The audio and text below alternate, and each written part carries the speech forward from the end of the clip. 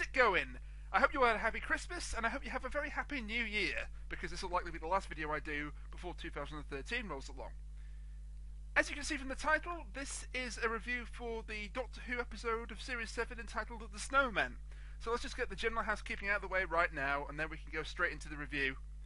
There will be heavy spoilers for the episode in question throughout the course of this video, and also some minor spoilers at the end as to talk about the trailer that was shown after the episode.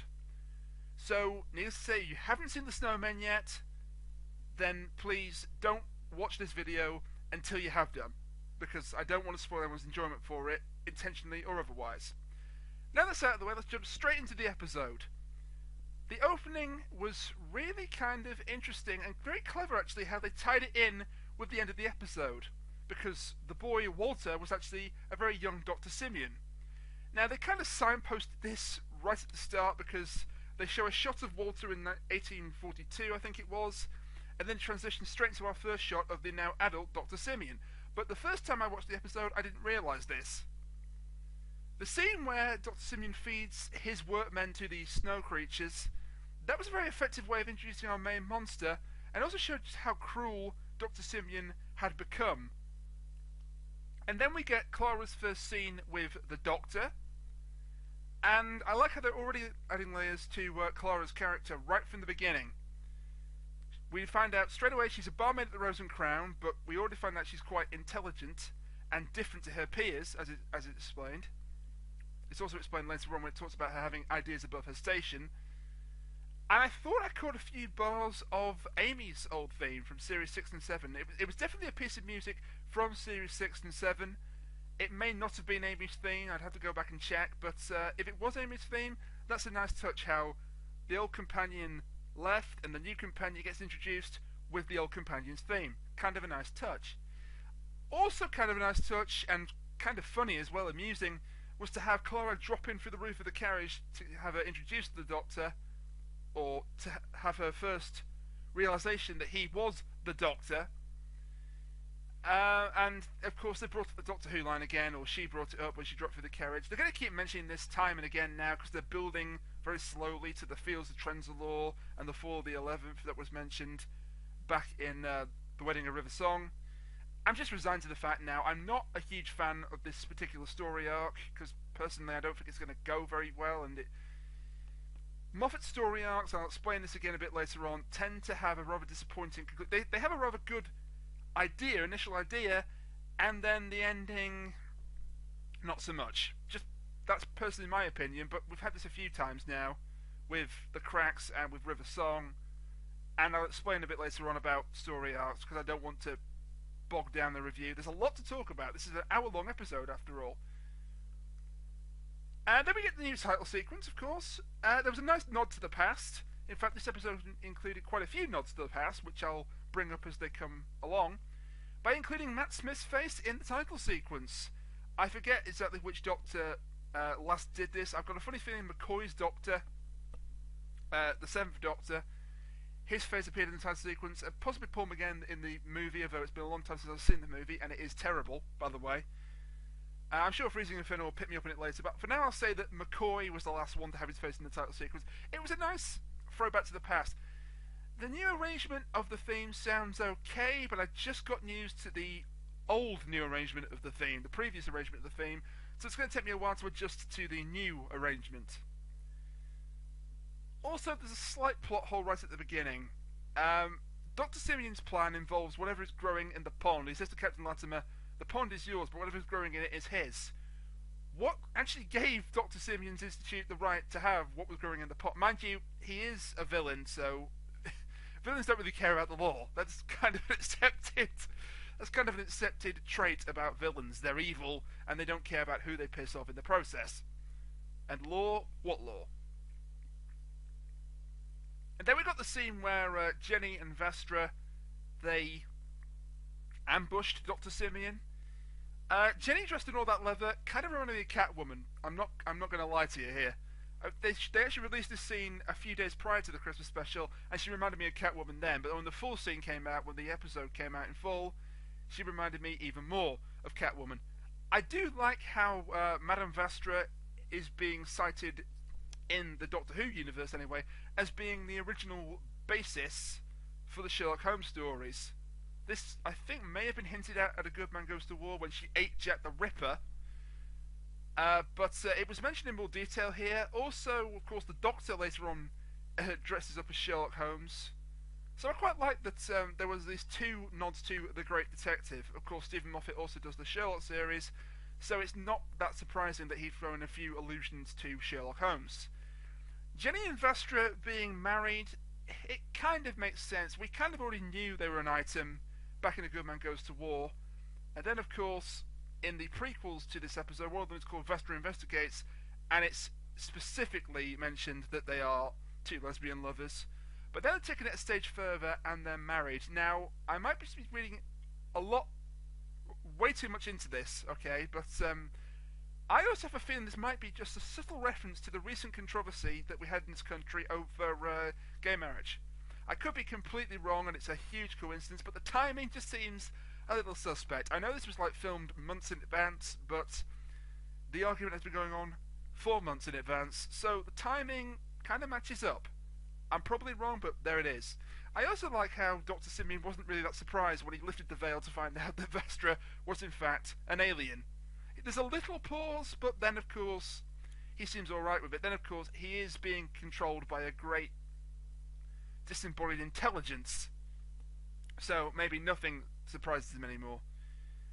And speaking of characters returning from A Good Man Goes to War, we also got the return of Strax. Now this was kind of surprising if you hadn't seen any of the previews up to this point, because the last time we saw Strax, of course, he died in A Good Man Goes to War.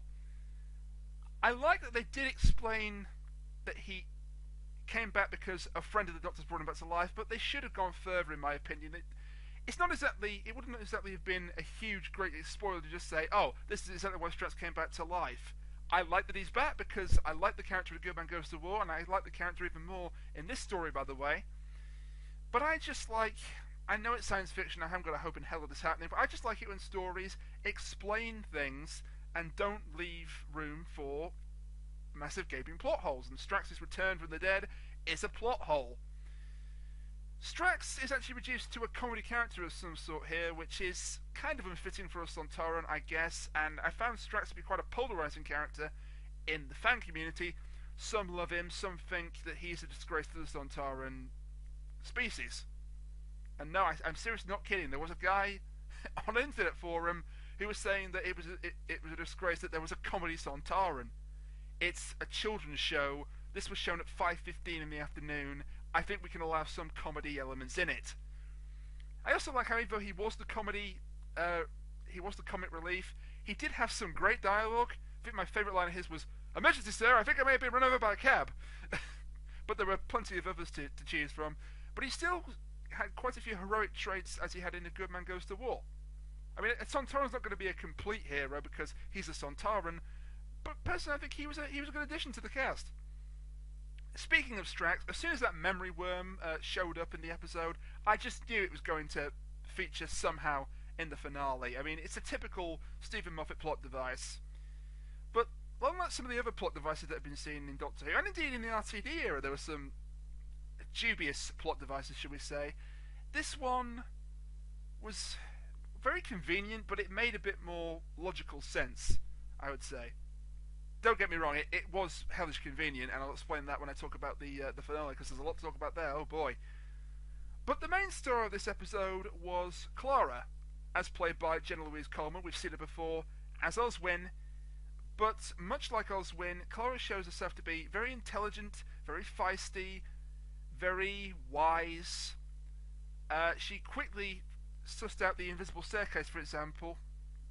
There are various hints that she is intelligent throughout the story.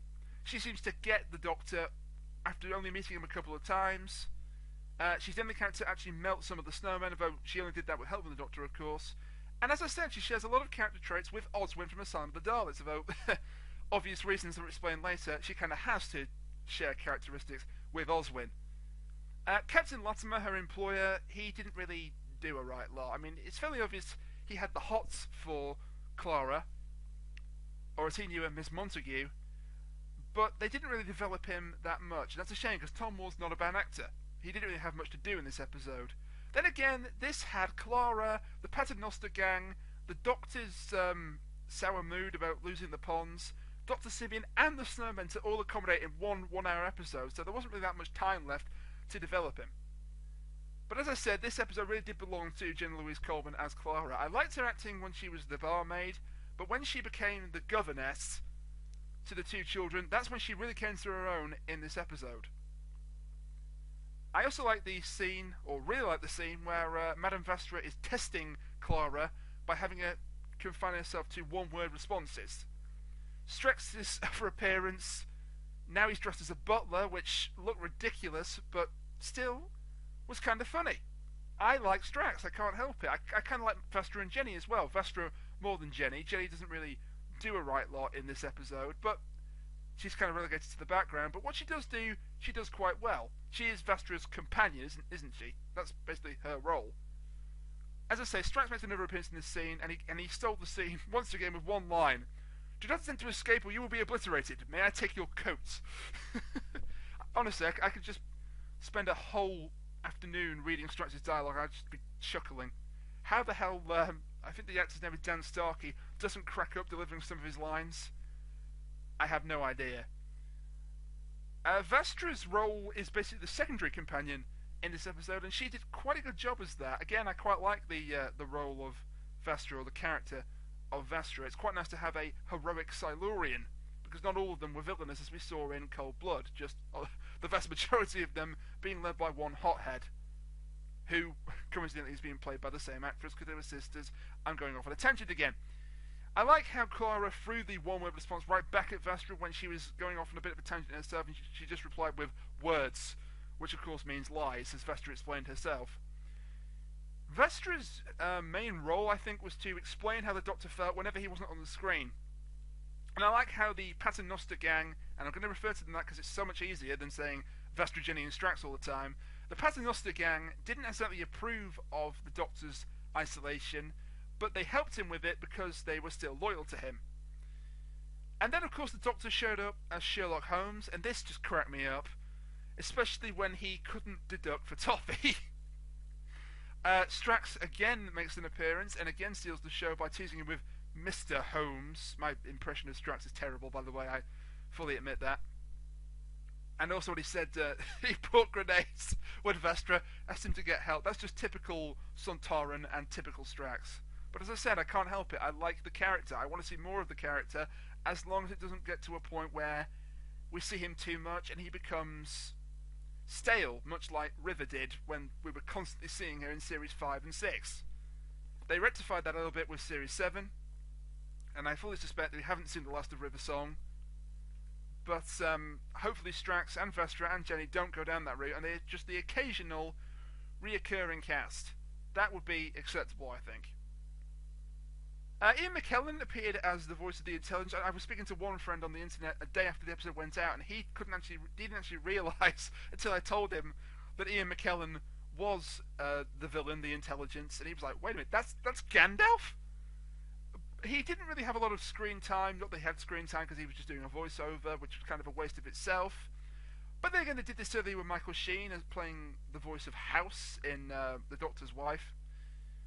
Because Clara was the main focus of the episode, the Intelligence didn't have that much screen time. But what screen time it did have, Ian McKellen was quite a menacing villain. The whole point of the Doctor in this episode is that he doesn't want to take on any more companions because of the heartbreak of losing the ponds, and because he feels that every time he takes a companion, he eventually loses them in one way or another, which is true. And yet he couldn't help liking Clara because she was clever, she was witty, she didn't back down from him, she was prepared to stand up to him, and he didn't want to be alone as well. The Doctor never wants to be alone. This has been hinted at throughout numerous episodes in the past, and I suspect it'll be brought up again. Jenna-Louise commented in an interview that the Doctor started off in Scrooge mode, and that's a very good description of how he started, but by halfway through the episode, he's reverted back to the more jovial Doctor that we've seen in the past. Not that he was really jovial, that might be a bad word to describe him. But he was a bit more light-hearted, and he was prepared to help Clara, and the family and the Paternoster gang in defeating the Intelligence and the Snowmen. Vestra probably got her best line when she appeared at the door of Captain Latimer's house and went, "Good evening, I'm a little woman from the dawn of time, and this is my wife." As I said, there was some heavy comedy in this one, but it didn't really... There wasn't so much comedy that it drowned out the darker tone that had been promised previous to the episode going out, and I think it kind of succeeded. I mean, it was pretty dark with a companion dying. Speaking of companions dying, the Ice Governess was a secondary monster. She looked kind of cool. I swear that pun was not intended. But again, she really didn't get much screen time. I get that the Intelligence's plan was to get hold of the Ice Woman so then it could make snow copies of her, and then it would just build an army of ice and snow and swarm the planet. The Ice Governess, other than that, didn't really do much, apart from, of course, it got to kill Clara. I'm going to talk about her death when I talk about the finale, though, because the last 15 minutes of this episode was something else. Clara kissing the Doctor. This hasn't gone down too well with the fan community. Again, I refer to the hilarious guy that was ranting about how Strax had disgraced the Sontaran race. He also had a lot to say about the Doctor kissing Clara. I assume it's a he, it could be a she. They were using a pseudonym or a screen name. It doesn't matter. I didn't mind the kiss with the Doctor. I know he's a 1,000-year-old plus Time Lord, but he's got the appearance of a mortal man. I'd imagine women would find that kind of attractive. I would like it if for once we had a companion who wasn't flirty, but we did already have that with Donna 3 or 4 series ago, so I suppose you take what you can get. I knew that the TARDIS was going to get a makeover in regards to its interior prior to the episode going out. And honestly, I like the new design of the TARDIS, but I'm not sure if it needed it. It did look cool, though, as I say.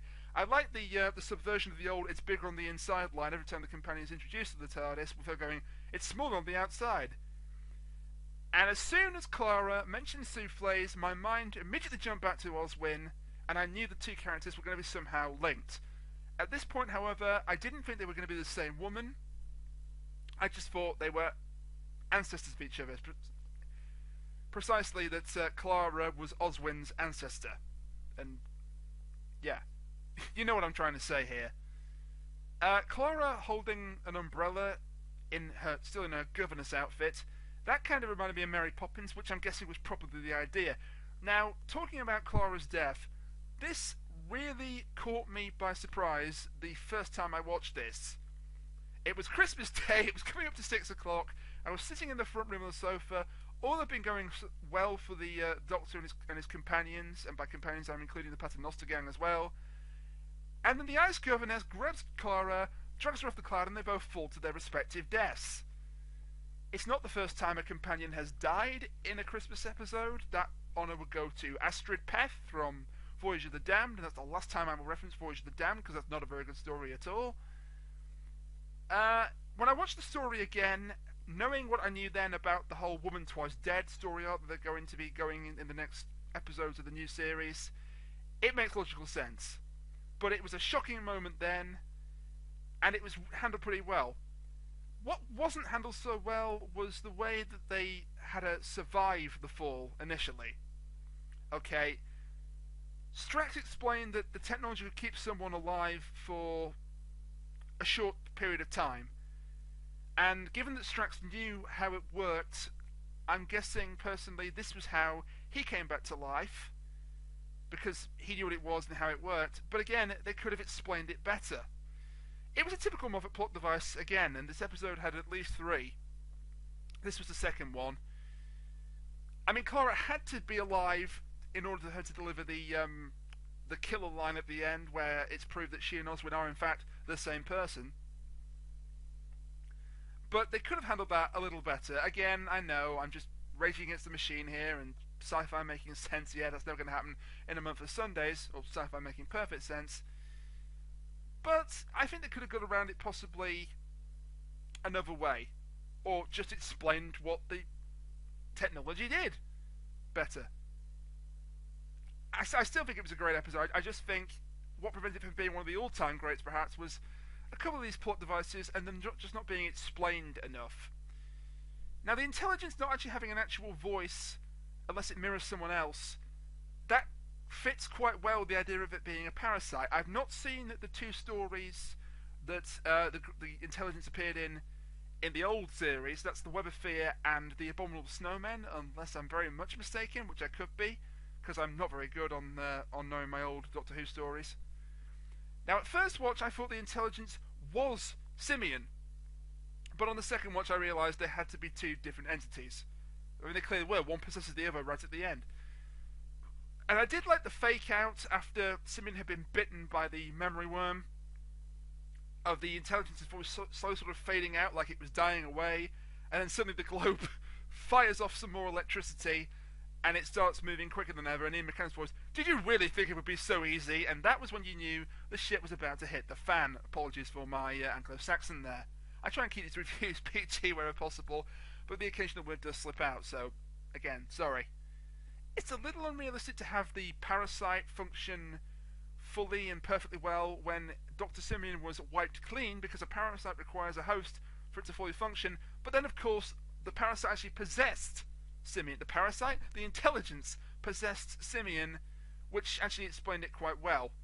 And then we got our third Moffat plot device, of course, which was the intelligence being defeated by tears. I suppose it makes a change from villains being defeated by love, as we saw in Closing Time and Victory of the Daleks. And by the way, I hate it whenever the solution to an episode is basically love. I mean, it's alright if the solution is love of a person, or love of a group of people, but Closing Time, the Cybermen blew up because Craig loved his son, and the Daleks failed to blow up Bracewell because, well, robot love. I'm not even going to go further into that, because just thinking about that is making bile. I can taste my own bile just thinking about it. So yeah, the intelligence was defeated by a rather corny plot device, but it makes a change from being defeated by love. Now, Dr. Simian being dead didn't make sense the first time I watched the episode. I wasn't exactly sure what killed him. I watched it again, and I'm assuming that as soon as he was possessed by the intelligence, he died, because he was 58 at the time. I think Walter was 8 back in 1842, and then 50 years later, 1892, which would make him 58. Either that killed him, or maybe the tears, the power of the tears killed him. As I say, another one of those corny plot devices, but this one I didn't have as much of a problem with as maybe as the technology keeping Clara alive, which wasn't actually named. Now, the ending. Sweet Jesus, that's a clever twist. Clara is not just linked to Oswin, she is Oswin. They are the same person, somehow living in two separate places, in two separate times of the world, and they both die when they first meet the Doctor, and they both have the exact same last words. Now, back when Assignment of the Daleks came out, and Jenna-Louise Coleman surprised everyone by being in that episode and then dying in that episode, I said that her final words were probably going to have greater meaning. I didn't expect this to happen, I have to admit. Talking about the villain one last time, there was a nice reference to the old series. As I said, this episode had quite a few nods to the old series, with the Great Intelligence. The same friend who didn't recognise Ian McKellen told me that he marked out, to use an old wrestling fan term, he marked out at the reveal that the Great Intelligence had been the villain all along.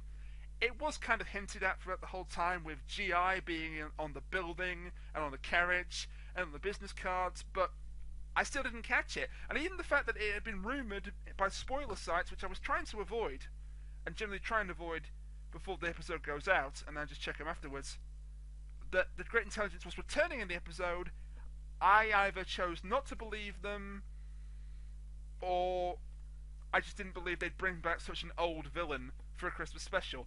But they did, so kudos to Stephen Moffat for doing that.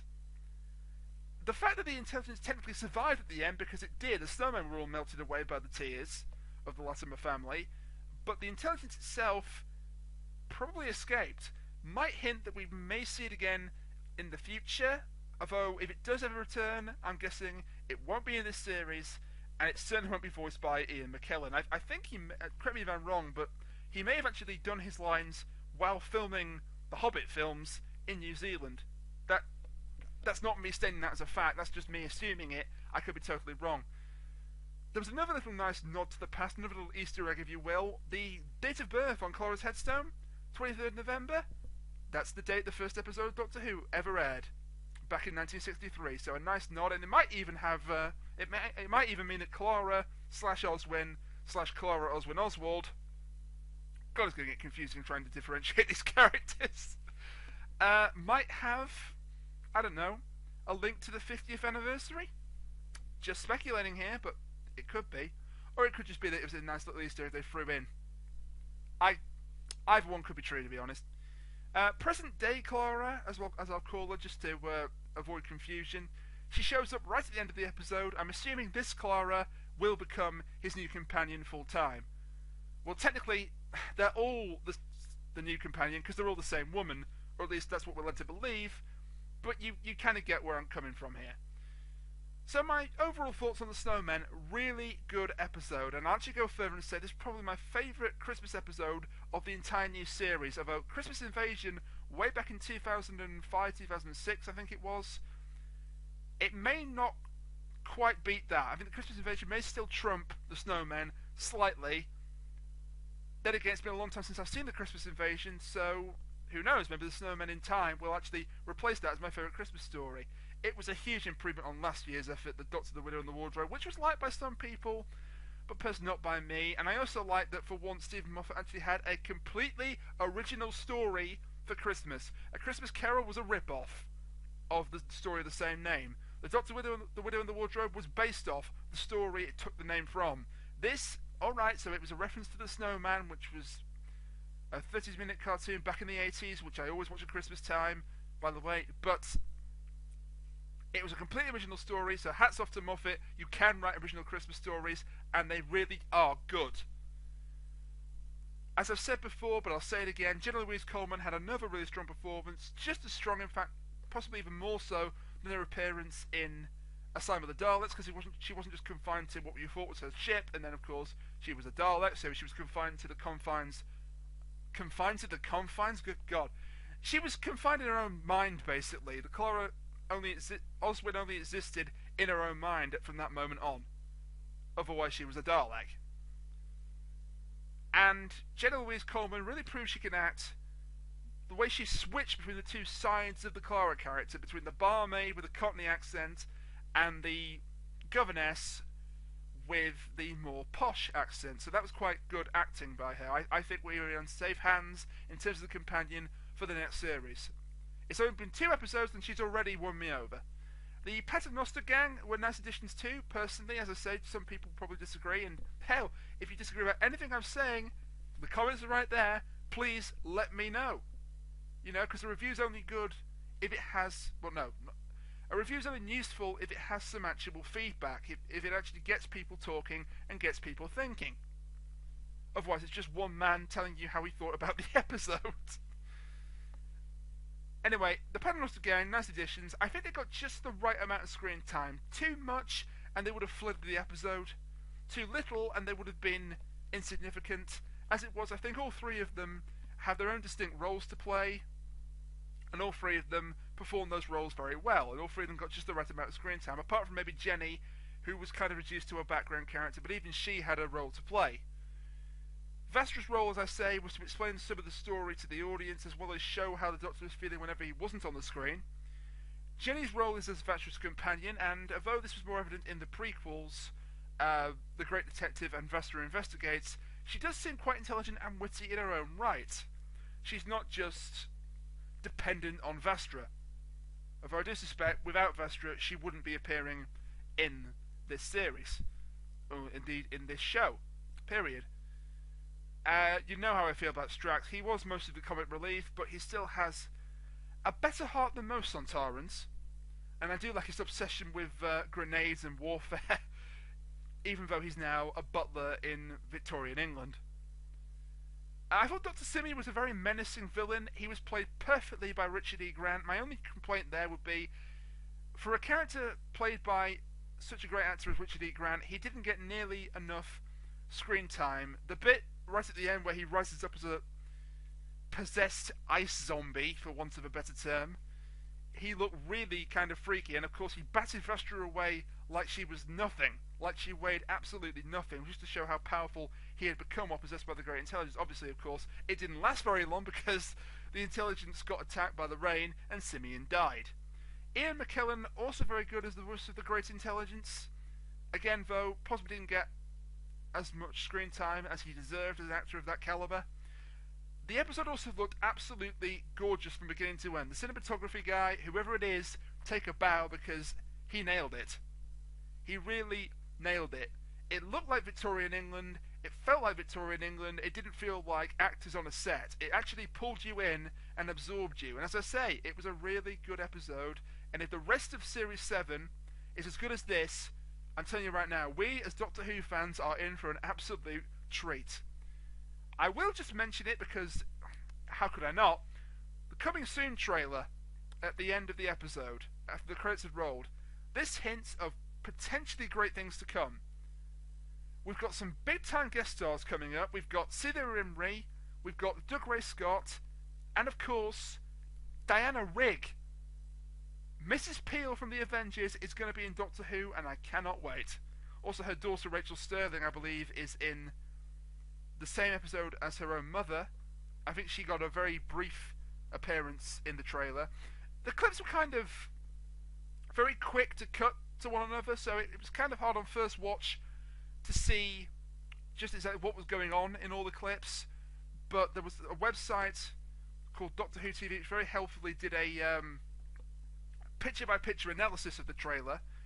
And if you don't mind spoiling a few things for yourself in the later episodes of the series, because obviously they've seen some of the filming, feel free to go to that website and check it out. It's not a bad little analysis. And also, I had a DVD recorder, so on the second watch, I paused it and went through it very slowly, and I was able to see the scenes in much more detail. So here's what I could see. Some great-looking new monsters, a story set on a submarine, and of course, I've got to mention this, the return of the Cybermen. But these are not your common garden Cybermen. These have been completely redesigned. So could it be, dare I say it, that these are Mundosian Cybermen and not Earthbound Cybermen? Because if that's true, that's what the fan community's been clamouring for a while, and that would be absolutely brilliant. As long as they find a good reason to bring them back, you know, a good plausible storyline to bring them back. I'm all for fan service as much as the next man, but too much fan service and you kind of make the plot suffer as a result. There's also some heavy speculation, and if this is a spoiler, I apologise, but the Ice Warriors are back. The Ice Warriors have been rumored to be coming back for like 4 series, ever since Stephen Moffat took over the show. It's kind of the new, it's the Rani, and by the way, no, Celia Imrie is not playing the Rani. I think I can say that pretty categorically. She's not going to play the goddamn Rani. And no, Clara Oswald is not the Rani either, or Romana. That's just my prediction, okay? You heard it here first. As I say, the speculation that the Ice Warriors are back, and the hand that grabs that one guy in the submarine belongs to an Ice Warrior. That's unconfirmed, although it did look kind of icy and snowy, the arm grabbing that, you know, was attached to the hand that was grabbing the guy. If the Ice Warriors are back, if that's their latest resurrected old villain, and they give them a proper design, that's fantastic. I'm all for old elements of the old show returning, as long as there's a plausible reason for them being there. Don't just throw them into a storyline because, oh, we haven't got a villain, I guess the Daleks will suffice. And finally, of course, the Woman Twice Dead story arc. This, in my opinion, has the potential to be really good, because it can go in so many different directions, although previous Moffat story arcs have kind of ended on a disappointing note. I think River Song's arc was the biggest example of this in recent times. I mean, the River Song arc started off so well, and then it ended with a marriage to the Doctor that didn't even happen. The death of the Doctor arc, I was so disappointed with that, how he cheated it by being in a robot, and that just opens up so many plot holes, it's not even funny. But I'm not here to talk about Series 6. I was here to talk about the Snowmen. I've done it. Great episode. My theory about Clara, I'll just say this for the record, is that she's been splintered across time somehow, so there are multiple versions of the same woman living in different parts of the time stream. That's just my opinion. I'm probably completely wrong. I sometimes guess Moffat's more crazy story ideas, and sometimes I don't. So that's my prediction. She splintered across time. As I say, that was the review of the Snowmen. Really good episode, and I would recommend it to anyone who hasn't watched it. Although, if you haven't watched it, why on earth were you watching this video, this review? Go watch it right now. I will be back with the review series, the Rainiac Reviews Doctor Who series, in April, which is how long we're going to have to wait, unfortunately, for Series 7 to resume. Kind of a bummer, but I guess I can wait 4 months, and hopefully so can you. So, until then, I've been Rainiac. This has been a review of the Snowmen. TTFN.